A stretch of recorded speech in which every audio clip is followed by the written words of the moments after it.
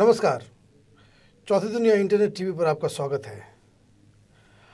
आज हम एक ऐसे विषय पर बात करने वाले हैं जिसे सुनकर आपका दिमाग हिल जाएगा।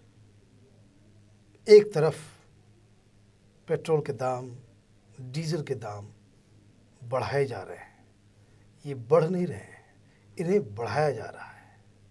और दूसरी तरफ इसी तेल से बड़े बड़े उद्योगपति, नेता खेल करते हैं और करोड़ों अरबों का मुनाफा कमा गायब हो जाते हैं। हमारे साथ विश्वबंधु गुप्ता जी हैं, जिन्होंने इस पूरे तेल के खेल के ऊपर पूरा रिसर्च किया है। और आप तो जानते ही हैं कि विश्वबंधु जी जब बोलते हैं तो बिल्कुल दो टूक, साफ और सच्चाई, निडर, बेबाक होकर अपनी राय को रखते हैं।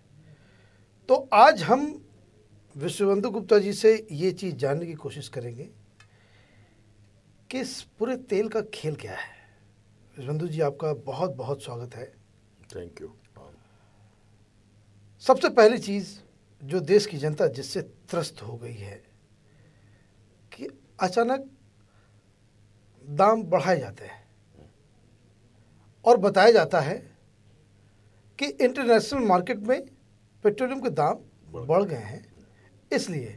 लेकिन मुझे एक बात इसमें पूछना ही है कि जब दाम घटते हैं इंटरनेशनल मार्केट के, तब हमारे देश में पेट्रोलियम के दाम, पेट्रोल के दाम, डीजल के दाम, केरोसिन के दाम, उन्हें कम क्यों नहीं किया जाता है? सरकार ने देश से सबसे बड़ा झूठ बोला उस दिन, जिस दिन पेट्रोल का दाम 5 रुपया बढ़ा है। मैं इस्तीफा मांगता हूं इससे, जयपाल रेड्डी से, और मैं चाहता हूं इस आदमी को आके इसको जवाब दे इस हिंदुस्तान की।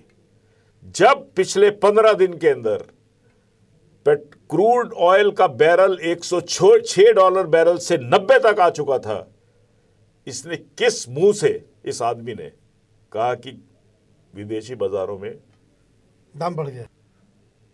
जयपाल रेड्डी को मैं चैलेंज करता हूं, ये घूस खाने में इन्वॉल्व है।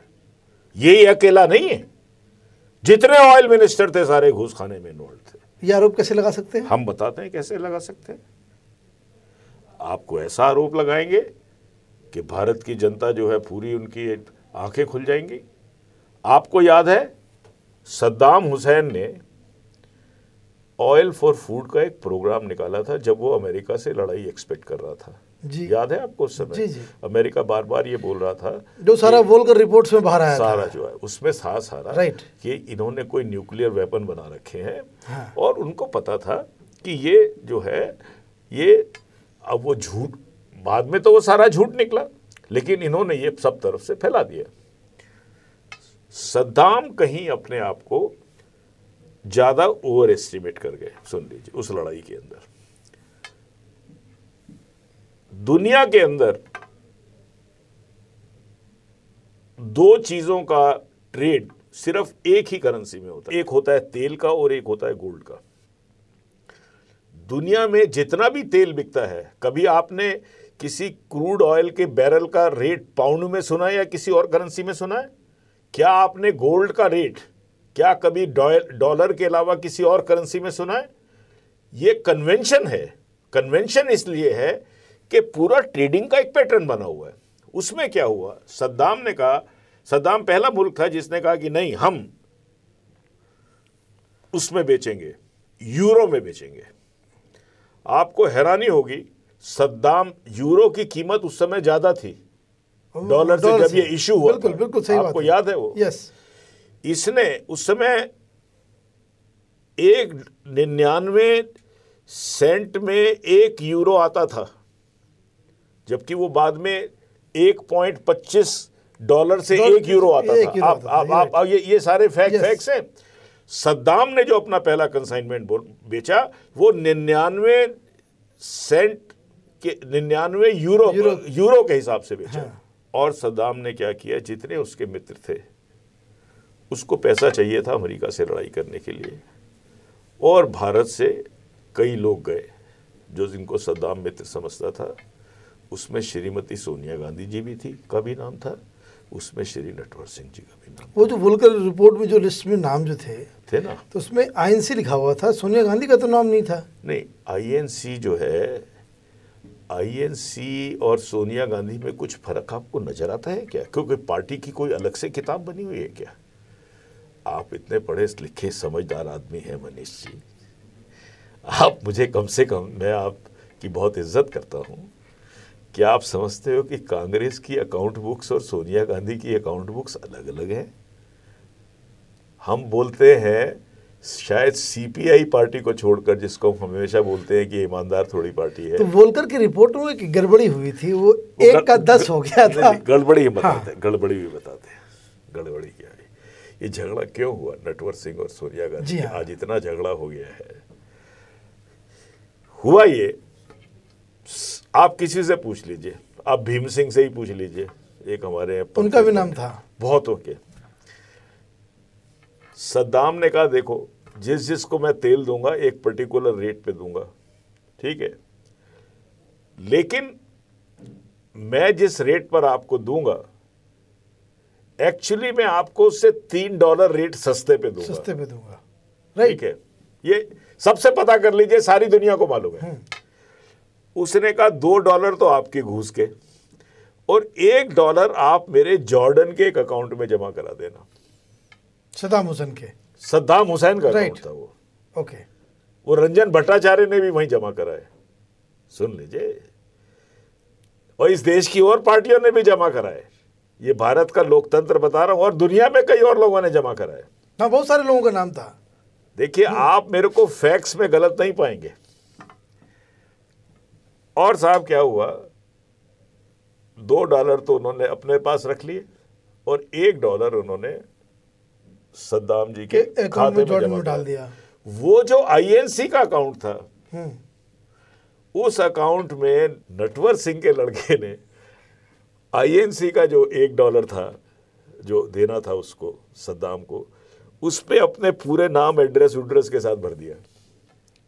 ओह, तो इसका मतलब आईएनसी के अकाउंट से सारा पैसा आईएनसी के एक आदमी ने जमा कराया। और जबकि सोनिया गांधी ने नटवर सिंह को ये हिदायत देके भेजा था कि जो जमा करेगा वो किसी हालत में उसका ट्रेस जो है कांग्रेस पार्टी से नहीं होना चाहिए। और मैं नहीं कहता कि नटवर सिंह ने जानबूझ के किया, जैसे नालायक लड़के होंगे वैसे ही तो करेंगे। अब वो भर दिया। अब भरने के बाद जब हमारी कांग्रेस की राष्ट्रीय अध्यक्षा को पता लगा कि ये तो अमेरिकन के पास प्रूफ आ गया, जब सद्दाम हुसैन के ऊपर वो हुआ है, पूरा हमला हुआ है, सद्दाम हुसैन के ऊपर अमेरिकन फोर्सेस ने एक बात बोली थी, इस मिनिस्ट्री का एक भी फ्लावर पॉट नहीं टूटना चाहिए, और एक भी फ्लावर पॉट नहीं टूटा। बगदाद के ऊपर जो बॉम्बिंग हुई, वो ढूंढ रहे थे वो सारे कागज सद्दाम वोल्कर रिपोर्ट्स के, और वो सारे कागज उनके पास हैं। आज भारत, कई लोग बोलते हैं अमेरिका के ऊपर क्यों, कोई बोलते हैं हमारे प्रधानमंत्री जी अमेरिका के काफ़ी करीब है, कोई कुछ बोलता है। हमको पता है कारण क्यों है। उन्होंने वो सारे कागज़ कब्जे में कर रखे हैं अमेरिकन ने, कि वो कहेंगे चुप हो जाओ नहीं तो ये है। अच्छा, और क्यों ये है, ये आपने ही किए हैं काम उल्टे सीधे। अगर आपने उल्टे सीधे काम, एक बात की तारीफ करनी पड़ेगी आपकी, कि इतिहास के कुछ यूनिक से इवेंट्स को आपने किस तरह से याद दिला दिया। मुझे वो उस समय के रेड्स के बारे में याद आ रहा है कि किस तरीके से जब अमेरिकन ट्रुप्स बगदाद के अंदर गई तो सारे टेलीविज़न और ये सब लोग इसी बात को डिस्कस कर रहे थे कि America is looking for that hole that अलमीरा, और जो सेफ केस जहाँ पे वो सारे जो है कागज रखे हुए पेट्रोल के, ठीक है, और कौन कौन बेनिफिशरीज हैं। आप मनीष जी ये चीज़ मानेंगे, पेट्रोलियम मिनिस्ट्री के मेरे पास फोटो हैं बमबारी के बाद की, वहाँ का फ्लावर पॉट भी नहीं टूटा। और पेट्रोलियम मिनिस्ट्री में अपॉइंटमेंट का कोई क्राइटेरिया है क्या? हाँ है क्राइटेरिया ये है कि वो आदमी धीरू भाई खानदान का कुत्ता होना चाहिए। कुत्ता मतलब धीरू, जो पेट्रोलियम मंत्री है इस देश का, वो धीरू भाई खानदान का कुत्ता होना चाहिए। और उसके दरवाजे पे हमेशा बैठा रहना चाहिए। मैं ये किसी जयपाल रेड्डी जी की भावनाओं को आहत करने के लिए नहीं कह रहा हूँ, ना मैं मुरली देवरा जी को कह रहा हूँ। मुरली देवरा जी तो शायद थोड़ा बहुत मुझे जानते हैं, लेकिन ये भारत में ऐसी ही इतिहास है, जैसे सब बच्चों को पता है कि तिरंगे में लाल सफ़ेद हरा होता है। आप किसी भी पॉलिटिशियन से पूछ लीजिए, पेट्रोलियम मिनिस्ट्री का मिनिस्टर से लेके चपड़ासी तक का सारा अपॉइंटमेंट पॉलिटिकल है। पॉलिटिकल नहीं है, एक कॉरपोरेट हाउस करता है। पॉलिटिकल तो दस्तखत करता है उसमें। दुनिया भर के करप्ट और कॉम्प्रोमाइज्ड मिनिस्टर्स, और मैं इस बात को कहने को भी तैयार हूं, जितने भी लोग जिनका कोई कैरेक्टर नहीं है उनको छांट छांट कर उनकी लिस्ट बनाई जाती है। जिनकी पूरी लॉयल्टी एक पर्टिकुलर माफिया को है उनके नाम जाते हैं, और क्योंकि जॉइंट सेक्रेटरी से ऊपर के नाम करते हैं दस्तखत श्री प्रधानमंत्री जी मनमोहन सिंह जी, और जो नीचे वाले हैं उनके दस्तखत करते हैं वो साले डिपार्टमेंट ऑफ पर्सनल वाले। तो वो नीचे वाले इतने इम्पोर्टेंट भी नहीं है। सबसे इम्पोर्टेंट है जॉइंट सेक्रेटरी, एडिशनल सेक्रेटरी, ये सेक्रेटरी, फला सेक्रेटरी। यहाँ तक कि नहीं, ONGC और इंडियन ऑयल कॉरपोरेशन, वहाँ पे भी जो बनते हैं वो ऐसा है, ये कई लाख करोड़ की एक्सरसाइज है जो एक साल में पूरी होती है। इनके रेट कम मत समझिए। ये सिर्फ पेट्रोलियम तक लिमिटेड नहीं है। जितने भी बैंकों के चेयरमैन हैं, आज मैंने सुना उनका घूस का रेट चल रहा है 67 करोड़ रुपया। किसका? सारे बैंकों के चेयरमैन का। बैंक के चेयरमैन बनने का? आप भी बनना चाहेंगे क्या? नहीं, मैं तो नहीं बनना चाहता, मेरे पास इतने पैसे नहीं है। मुझे आज तक पिछले 20 साल में एक भी बैंक का चेयरमैन नहीं मिला जो मेरिट पे अपॉइंट हुआ हो पब्लिक सेक्टर में। तो ये सारे लोगों को जो अपॉइंट किया जाता है वो सब ऐसा होता है, 3 कैंडिडेट होते हैं ना, तीनों के पूछते हैं भाई क्या दोगे तुम हमको, जिसका हाईएस्ट रेट आ गया उसको अपॉइंट कर दिया। वाह। और वो जो है पैसे की उसको वापस अब उसको वापस बिलियनर है, वो बिलियनर आपके पैसे से ही होगा वो, क्योंकि आप जब उससे लोन लेने जाएंगे तो आपको जो है वो उसमें जो अलग से जो पैसा उसको देना पड़ेगा, तो वही पैसे से आप रिकवर करोगे। तो ये सिर्फ कहानी सिर्फ इंश्योरेंस कंपनियों तक नहीं है, बैंकिंग कंपनियों तक नहीं है, आपकी और भी जितना पब्लिक सेक्टर है, इस पब्लिक सेक्टर इस देश में इस भारत के लोकतंत्र का सबसे बड़ा खतरा बन चुका है। और मैं प्राइवेट सेक्टर को डिफेंड नहीं कर रहा, प्राइवेट सेक्टर को जहाँ नहीं दिया गया वहाँ इन्होंने एक भी रेगुलेटरी अथॉरिटी नहीं बनने दी है, ये भी आप देख लीजिए। अच्छा, ये ऑयल के दाम को रेगुलेशन का क्या तरीका है? तरीका आपने खुद ही मुझे अभी जैसे आपने बोला कि 3 मिनिस्ट्रियाँ इन्वॉल्व हैं, एक है फाइनेंस, एक है पेट्रोल और एक है डिफेंस। डिफेंस मिनिस्ट्री जो है, किसी डिफेंस मिनिस्ट्री एक्सरसाइजेस करती रहती है, आपको पता है प्लेन्स के ऊपर इनके नेवल क्राफ्ट चलते रहते हैं। एक डिफेंस मिनिस्ट्री का थंब रूल है, मैं इतना एक्यूरेट शायद नहीं हूँ, डिफेंस की इन्वेंट्री में किसी भी समय 4 या 5 महीने का ऑयल पड़ा रहना चाहिए किसी भी समय। ये थंब रूल है, मतलब जितना आपने आज दिन में फूंक दिया ट्रायल में, प्रैक्टिस में, क्योंकि वो ये लेके चलते हैं कि अगर लड़ाई 5 महीने तक भी चले और सारी दुनिया में ऑयल मिलना बंद हो जाए तो हम कम से कम 5 महीने तक तो हम लड़ पाएंगे और उस बारे में फिर आगे कुछ देखेंगे। सही बात। एक थंब रूल आपको वॉर में हमेशा बनाना चलना पड़ेगा। दूसरा आपका क्या थंब रूल है? आपको मैंने बोला कि ऑयल खरीदने से लेके जब पेट्रोल पंप में आपकी गाड़ी में ऑयल डलता है उसमें कम से कम 3 महीने का समय लगता है। 75 दिन। ये ऐसी चीज तो है नहीं जो लाइफ बॉय की टिक्की की तरह या आपने कॉर्नफ्लेक्स खरीद लिया, वो 3 महीने का, और 3 महीने की ये एक्स्ट्रा स्टोरेज रखना चाहते हैं तो 6 महीने की स्टोरेज आपकी सिविल कंजम्पशन हुई। जो डीजल है जो ट्रक्स में जाएगा, जो डीजल है गाड़ी में जाएगा, जो पेट्रोल है गाड़ी में जाएगा, जो स्कूटर में जाएगा और जगह जाएगा, और जो डीजल जो किसान के खेत में जाएगा, 6 महीने का वो हो गया, 6 महीने का डिफेंस का हो गया, ठीक है। अब आप लगा लीजिए कितना बड़ा तेल की डिमांड है, आप जो जा रहे हैं इन सेक्टर्स की, और इन सेक्टर्स की आप क्यों ले रहे हैं? आप पैरामिलिट्री फोर्सेस ले लीजिए, आप पुलिस ले लीजिए, एसेंशियल ले लीजिए, सर्विसेज ले लीजिए, राइट। ये जाके बनता है खरबों के अंदर आपका पूरा परचेज का पूरा हिसाब किताब 6 महीने का। खरीदने जाने की ड्यूटी जो लगी हुई है वो भारत सरकार की लगी हुई है, ठीक। भारत सरकार जाती है। स्पेक्युलेटर को कुछ पूरा मालूम नहीं होता कि अगले 6 महीने में तेल के दाम क्या इतने ही रहेंगे या 15% बढ़ेंगे या 20% बढ़ेंगे या 70% बढ़ेंगे, या घट भी सकते हैं, राइट। वो सट्टा खेलता है। इस देश की जो सबसे बड़ी लानत है, इस देश का सट्टा इस देश के पैसे, गरीब आदमी के पैसे से खेला जाता है। मैं प्रधानमंत्री से जवाब मांगता हूं, मैं प्रणब मुखर्जी से जवाब मांगता हूं, ये लुटेरे हैं ये। अगर आपको सट्टा खेलना है, इसको, इस इंडस्ट्री को पूरा प्राइवेटाइज कर दिया जाए और 10 प्लेयर्स को ले आया जाए। आप सट्टा आम आदमी के पैसे से क्यों खेलेंगे साहब आप? मैं अगर जीतूं उस सट्टे में जो आपने लगाया उसमें, तो मेरे को पैसा नहीं मिला, और मैं हार गया तो मेरे पे साले 5 रुपया पेट्रोल चढ़ा दिया, 50 रुपया सीएनजी चढ़ा दिया, 3 रुपया मेरे ऊपर डीजल चढ़ा दिया, और वो 2 रुपया मेरे पे केरोसिन चढ़ा दिया। माल तो आप खा गए सारा का सारा। मैं एक बात बोलता हूं, सरकार को क्या राइट है कि ये आम आदमी के बेहाव पे सट्टा लगाए? सरकार के ऊपर कोई चेक नहीं है, आप कैसे मोनोपोली को दे देंगे?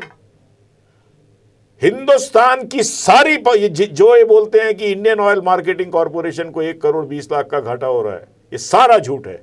असल में इनकी 1 करोड़ 20 लाख की नंबर 2 की कमाई हो रही है एक कंपनी से। ये सब बकवास है। जयपाल रेड्डी किस मुंह से बोलता है कि 1 करोड़ 20 लाख? मैं बोलता हूं, अगर आपको घाटा हो रहा है, आप इस कंपनियों को ऑक्शन कर दीजिए, वर्ल्ड के अंदर ग्लोबल टेंडर मंगा लीजिए, आपको 250 कंपनियां मिलेंगी जो टेंडर में भाग लेंगी, और उसमें लिख दीजिए कि आपका दाम, वर्ल्ड में जो दाम है, बिगर किसी टैक्सेस से, उससे 1 नया पैसा भी ज्यादा नहीं होगा, और जो घटेगा उसी दिन ही घटेगा, जैसे अमेरिका में घटता है, और उसके बाद बढ़ जाता है, और बढ़ता है तो बढ़ाइए, घटाते हैं तो घटाइए, लेकिन सरकार आपको 1 नया पैसा भी आपका लॉस नहीं उठाएगी। अमेरिका में ऐसा हो रहा है। भारत में 60 रुपए लीटर तेल चल रहा है, अमेरिका में इस समय 45 रुपए लीटर तेल चल रहा है। आपने क्या किया? इन पॉलिटिशियंस ने कम से कम 70 लाख करोड़ लूटा है इस देश की पेट्रोलियम इंडस्ट्री का। और ये जो इनको जल्दी पड़ी हुई थी, पेट्रोल के दाम गिर रहे थे, और कल इन्होंने दाम बढ़ाए उसके 50 रुपए, इसके एलपीजी के और डीजल के, और उससे पहले 5 रुपए बढ़ाए, तब भी गिर रहा था। ये किसकी जेब में गया है पैसा?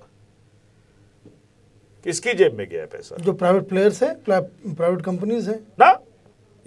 ये जो गया पैसा, जितना भी माल निकलता है रिफाइन होकर, उस पे कोई एक्साइज पे नहीं होती है। एक एमपी हुए हैं बीएसपी के, राशिद आलवी, अगर मैं नाम उनका ठीक बोल रहा हूं, आजकल वो कांग्रेस में है। जब वो बीएसपी में थे तो वो इनकम टैक्स डिपार्टमेंट में आए थे हमसे मिलने। उन्होंने एक कंपनी की 2000 बोगस प्राइवेट लिमिटेड कंपनियों की लिस्ट दी। सुनिए, my God, 2000 bogus company, 2000 private limited bogus कंपनियों की लिस्ट दी राशिद आलवी ने, जो आज कांग्रेस में है। बोला ये वो कंपनियां हैं जो एग्जिस्ट नहीं करती हैं, जो 1 नया पैसा एक्साइज नहीं देती हैं रिफाइनरी का, और 1 नया पैसा इंपोर्ट का नहीं देती हैं ड्यूटी का। और ये सारी की सारा जो इनका जो इंपोर्ट ड्यूटी और एक्साइज ड्यूटी का पैसा जो कंज्यूमर से वसूल किया जाता है प्राइस के अंदर, वो सारा का सारा सरकार और इस कंपनी और ब्यूरोक्रेसी और पॉलिटिशियंस के बीच में खाया जा रहा है। My God. और वो 2000 कंपनियां सब फर्जी कंपनी, सारी फर्जी कंपनियां थी, सारी फर्जी कंपनियां थी, और इनके नाम से पैसा चला जाता है। वो इसलिए था इन्हीं के ट्रकों में लोड किया जा रहा था। राइट, समझ गया। और अगर कोई ट्रक पकड़ा जाए मान लो बाई चांस गलती से, तो उसका मालिक ही नहीं है सारी। और सुनिए, श्री सलमान खुर्शीद बनते हैं कॉर्पोरेट अफेयर्स, मुझे अभी तक याद है वो बीच में भी एक बार बन गए थे। ये 2000 कंपनियों की लिस्ट उनके पास भी पहुंची थी। ये कांग्रेस की सरकार बताए। आज तो राशिद अल्वी का मैं चाहता हूं ना वो बयान लेकर आए 2000 कंपनियों का। आज तो वो कांग्रेस में है। ये जरा सलमान खुर्शीद बता दे, उनके रिकॉर्ड में भी मिल जाएंगे कॉर्पोरेट अफेयर्स के कि इन 2000 कंपनियों के जो बोगस मालिक थे और जो दो कंपनी के, जी हाँ, जो ये सिर्फ ये ट्रांसपोर्टेशन और इसका काम, हाँ, जो सिर्फ इनका काम था ना एक्साइज पे करना, ना इंपोर्ट ड्यूटी पे करना, मतलब लाखों करोड़ खा जाना पब्लिक के। आज तक उनको क्या सजा मिली और आज तक सलमान खुर्शीद ने उसके ऊपर क्या एक्शन लिया है? क्या FIR हुआ है या नहीं हुआ? FIR क्यों नहीं हुआ? इस मामले को आज 7-8 साल हो गए हैं। 2000 तब थी। मैं ये कैसे ना मान लूं कि आज 10,000 बोगस कंपनियां नहीं चल रही हैं। ये पाप है, पाप का घर है ये। अगर प्रणब मुखर्जी के यहां 16 नहीं लगे हुए हैं, लोग पूछते हैं 16 लगा दिए। अरे सबको मालूम है प्रणब मुखर्जी किस घराने के करीब है। इसमें कोई रेफरेंडम कराने की जरूरत तो है नहीं, जन लोकपाल की तरह। माफ करना मैं ये वर्ड यूज कर रहा हूं। ये मिनिस्ट्री जो है ये एक कंपनी की मिनिस्ट्री है, जिसमें जो भी कुछ होगा चपड़ासी आएगा, सेक्रेटरी आएगा, जॉइंट सेक्रेटरी आएगा, और हम आपको अपना बताते हैं। इनका एक धीरू भाई का, अनिल अंबानी का एक मेन PRO है, उसका नाम है टोनी जेसुदासन। हमारे साथ पढ़ते थे कॉलेज में 2 साल, 1 साल हमसे जूनियर थे। एक दिन हमने बोला टोनी को, हमने कहा टोनी यार तुम क्या इतने बड़े सेठ के साथ काम करते हो, कोई ये ओपला, कोई क्या गाड़ी है, ओपला क्या आ रही है, खरीदवा दो। हाँ, मैंने कहा तुम तो गिफ्ट देते फिरते हो सारों को, सारे सेक्रेटरीज को तुमने सोफिस्टिकेटेड टेलीफोन मुफ्त में बांट दिए हैं, और वो भी हाँ, ये सारी दिल्ली को मालूम है, सारा दिल्ली को मालूम है, साला रिलायंस करोड़ों रुपए की गिफ्ट बांटता है। हमने कहा यार तुम सारे 35 साल के दोस्त हो, सारे कुछ ऐसे ही, मैं मजाक कर रहा। सही बोला विश्व बंधु तुम हो बेवकूफ। मैंने कहा क्यों? बोला तुम जॉइंट सेक्रेटरी क्यों नहीं बन जाते पेट्रोलियम मिनिस्ट्री में डेपुटेशन पे? धीरू भाई मर्सिडीज लेकर आएगा तुम्हारे घर छोड़ने। माय गॉड, फिर आपको मर्सिडीज ले लेना था। अरे आप हालत देखो ना। आप ये देखिए, इसके बाद अब आपको और चीजें बता दें। 14 रुपए का क्यों रखा गया है इसका केरोसिन का तेल? इसलिए नहीं रखा गया कि गरीबों को मिले। सिर्फ 30% तेल जितना भी निकलता है वो गरीबों में बढ़ता है, 70% बांग्लादेश जाता है। बांग्लादेश में केरोसिन ऑयल का रेट 41 रुपया लीटर है, 41 रुपया लीटर है। आज जयपाल रेड्डी सवाल का जवाब दे दें कि क्या बांग्लादेश के गरीब आज भूख से मर रहे हैं? जब बांग्लादेश में 41 रुपए का तेल केरोसिन का खरीदा जा सकता है, तो यहां पर ये 14 रुपए का क्या मतलब है? सारा तेल जितना भी आता है ये पहुंचता ही नहीं है गरीबों के राशन डिपो पे। ये सारा का सारा तेल बांग्लादेश जाता है, ये सारा का सारा तेल नेपाल जाता है, ये सारा का सारा तेल पाकिस्तान जाता है, भूटान जाता है। ये जो गरीबी के नाम पर सब्सिडी है, ये कोई सब्सिडी नहीं है, इनसे जेबें भरे जा रही है। और सुन लीजिए आप, मैंने एक और चेक किया, हमको एक आदमी मिला कानपुर से आया, बोला साहब आपका मैं इंटरनेट यूज कर लूं? मैंने कहा तुमको क्या लेना इंटरनेट से मेरे? बोला साहब वो ईरान के अंदर जब हम पेट्रोल निकालते हैं वो, तो उसकी एक वाइट वेस्ट बच जाती है, वो वाइट वेस्ट इंडिया में आ रही है। Oh my God. सुनिए, आपको मैं बता रहा हूं, जो तेल आप इस्तेमाल कर रहे हैं अपनी गाड़ी कारों के अंदर, वो 1% 100% प्योर नहीं है। मैंने कहा क्या करोगे? वो केमिस्ट पड़ा हुआ था, कहने लगा भाई साहब थोड़ा सा बता देता हूं, मैं रेट पूछ रहा था। बॉम्बे के अंदर सारे ईरान की जितनी भी वेस्ट है रिफाइनरी की वो सारी बॉम्बे में उतर रही है। उसके बाद वो क्या, वो किसी किलो के हिसाब से बिकती है। उसके बाद ये हिंदुस्तान की जो पूरे लगी हुई है इंडस्ट्री, वो साली वेस्ट को पेट्रोल में मिलाती है, और इस तरीके से मिलाती है, वो कहता है हमारा 4 रुपया लीटर का मार्जिन बन जाता है उससे। Oh my. और वहीं का वहीं वो साला पेट्रोल में डाल देते हैं, पेट्रोल स्टेशन में। और सुनिए, हमारा ये अनुमान है, हम दावे से नहीं कह सकते, आज की तारीख में डीजल और केरोसिन के ऑयल की आप कुछ हद तक मिक्सिंग कर सकते हैं और आपको पता भी नहीं लगेगा कि इसमें मिक्सिंग हुई है। आपने कई जनरेटरों को देखा, उसमें बहुत ज्यादा धुआं निकलता है। कभी आपने नोटिस किया होगा किसी एक जनरेटर में बहुत ज्यादा धुआं निकल रहा होता है, केरोसिन से चल रहा है, केरोसिन से, उसमें सारा केरोसिन मिला हुआ है। Oh my God. सुन लीजिए, अगर वो डीजल से चल रहा है तो उसमें धुएं का सवाल ही पैदा नहीं होता। अब वो बेवकूफ जाके खरीद लाया है किसी से, उसने उसको डीजल के भाव बेच दिए। डीजल में केरोसिन मिलाया जा रहा है, पेट्रोल के अंदर ईरान की वेस्ट मिलाई जा रही है। ईरान के 90% जहाज बॉम्बे पोर्ट पे उतर रहे हैं इस समय। और मैं ये पूछना चाहता हूं हिंदुस्तान के पेट्रोलियम मिनिस्टर से, आज तक कोई क्रैकडाउन किया उन्होंने बॉम्बे के पोर्ट पर? कई लाख करोड़ का वो जो कचरा है, वो कचरा वहां से मिला के पेट्रोल पंप में डायरेक्टली डलता है और फिर वो आपकी गाड़ियों में आता है, फिर आपकी गाड़ियों के इंजन खराब होते हैं। तो ये तो इसका मतलब है कि ये भी कोई प्राइवेट लोग नहीं करते होंगे, बड़े इंडस्ट्रियलिस्ट लोग ही करवाते हैं। पता नहीं क्या रैकेट है ये, क्या फैला हुआ है। आपको मैं एक बात बता दूं, ये कोस्टल गार्ड क्या कर रहे हैं, पुलिस क्या कर रही है, मुंबई पुलिस? कोस्टल गार्ड क्या करना है? कोस्टल गार्ड ने कहा ले भैया इधर आ, तू ऐसे है, तू पैसे पकड़ अपने, तेरा रोज का हो गया पूरा, उसको पकड़ा दिए 500 रुपये रोज के। वो क्या गरीब सोया पड़ा, उसे क्या, कहाँ अकाउंटेबिलिटी कहाँ है यहाँ पर? एक बार पेट्रोल बना हो गया।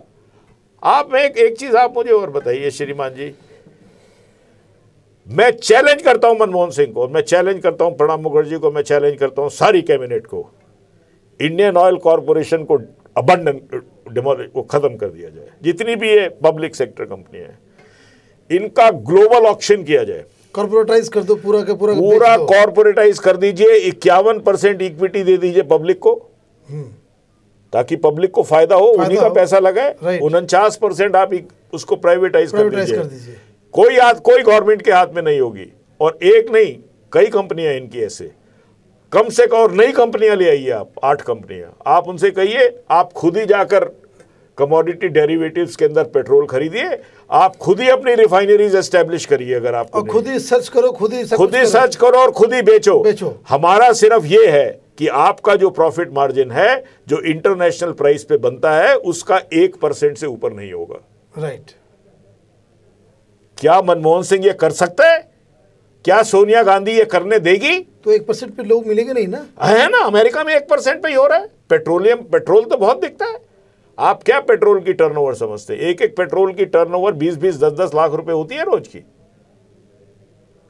और उनके ऊपर लगा दीजिए कि अगर आपके पेट्रोल में जरा सी भी मिलावट हुई तो आपको 10 साल की जेल होगी। अच्छा, एक बात बताइए कि कुछ राज्य सरकारों ने ये 14 रुपये कम कर दिए एलपीजी से। बिल्कुल किए कम, और ये शर्म आनी चाहिए बाकी सेंट्रल गवर्नमेंट को।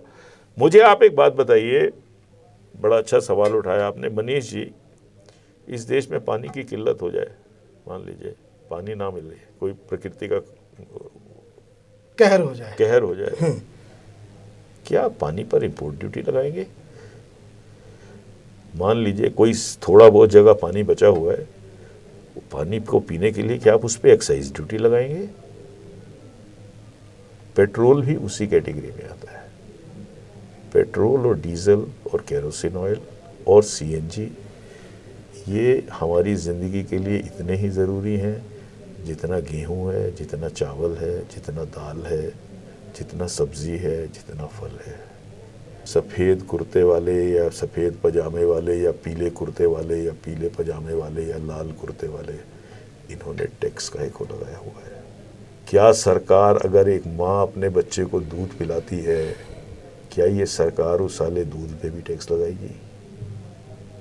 क्या ये सरकार, गुरु अगर शिक्षा को क्लास में पढ़ा रहा है तो साला उस पे भी टैक्स लगाएगी? मुझे आप एक बात बताइए, एक सवाल आपसे बड़ा सीरियसली पूछ रहा हूँ, आपने इनकम टैक्स पे करके उसका वो खरीद लिया, बचा के पोस्ट ऑफिस का सेविंग्स खरीद लिया इंटरेस्ट वाला, आप चाहते तो उसकी दारू पी जाते, बिल्कुल ठीक है। आपने कहा कि नहीं बच्चों के काम आएगा, इंटरेस्ट बंद हो गया। अब ये प्रणब मुखर्जी ने 2 दिन पहले बोल दिया कि उस पर भी टैक्स लगेगा। मालूम है आपको? My God. फिर मतलब ये है, दारू पियो और खर्च कर दो, और सेविंग मत करो, सेविंग मत करो, खर्च करो। यहाँ पे इन्होंने आदमी को ना चलने लायक छोड़ा है, ना यहाँ पर पेट्रोल केरोसिन ऑयल के लिए गरीब मर रहा है, वो सारा बांग्लादेश जा रहा है और कह रहे हैं कि हम गरीब को सब्सिडी दे रहे हैं। और ये सारा का सारा षड्यंत्र, जो सबसे बड़े दुख की बात है, हमारी सारी राजनीतिक पार्टियां, हमारी पूरी पत्रकारिता, हमारे सारे पढ़े लिखे प्रोफेसर, जो बात मैं आज बोल रहा हूँ वो अभी तक उसको बयान करके पब्लिक के आगे नहीं बना पाए। और इसके लिए सबसे ज़्यादा शर्म से डूब मरना अंग्रेजी के चैनलों को चाहिए। और मैं आपको एक बात बताऊं, किसी दिन मैं सत्ता में आया तो मैं आपको इन्हें इंग्लिश चैनलों के पास कितने कितने इन्होंने 50 करोड़ इकट्ठा किया है घूस ले लेके, जो जितने आज एंकर बनते आते हैं उनको भी अगर विश्व बंधु गुप्ता ने हथकड़ी नहीं लगवाई तो आप देख लीजिएगा। हमको सबको मालूम है कि ये इंग्लिश के जो शाम को 9 बजे शुरू होते हैं, इनके पास कितना पैसा और इन्होंने कहाँ से लिया है। तो ये विश्व बंधु गुप्ता जी थे, अपने अंदाज में तेल के खेल के बारे में सारी सच्चाई, वैसी सच्चाई जो अब तक मीडिया के लोगों ने देश की जनता के सामने से छुपाई, राजनीतिक दलों ने इस खेल को अपने वोटर से छुपाया। शायद बहुत लोगों को मालूम ना हो, लेकिन दुख इस बात का है कि जिन लोगों को, जिन ब्यूरोक्रेट्स, जिन अधिकारियों, जिन नेताओं को इस पूरे खेल के बारे में मालूम था, चाहे वो मामला वोल्कर रिपोर्ट का हो, वोल्कर रिपोर्ट से मतलब जो इराक के वॉर के दौरान बांटे गए जो तेल के कूपन्स की हो, फिर इसकी प्राइसिंग की हो, लाइसेंसिंग की हो, और जो पेट्रोलियम मिनिस्ट्री में चपरासी से लेकर के सेक्रेटरी लेवल तक के लोगों के अपॉइंटमेंट की हो, दाम कम करने की हो, सब्सिडी की हो, केरोसिन ऑयल हो, पेट्रोलियम हो, ये पूरा खेल जो लोग राजनीति के बारे में डिस्कस करते हैं वो ये ज़रूर कहते हैं कि जो प्रधानमंत्री का जो सबसे पसंदीदा आदमी होता है वो आइदर डिफेंस मिनिस्टर होता है या फिर पेट्रोलियम मिनिस्टर होता है। विश्व बंधु जी से हम आगे भी बात करेंगे किसी और दिन, जब हम जानने की कोशिश करेंगे कि जिस तरह ये घोटाला, ये पूरा स्कैम, जो तेल का खेल चल रहा है, डिफेंस डील में हिंदुस्तान में क्या क्या गुल खिलाए जा रहे हैं, इसका भी पर्दाफाश हम बहुत जल्दी करेंगे। विश्व बंधु जी, आपका बहुत बहुत धन्यवाद। Thank you sir.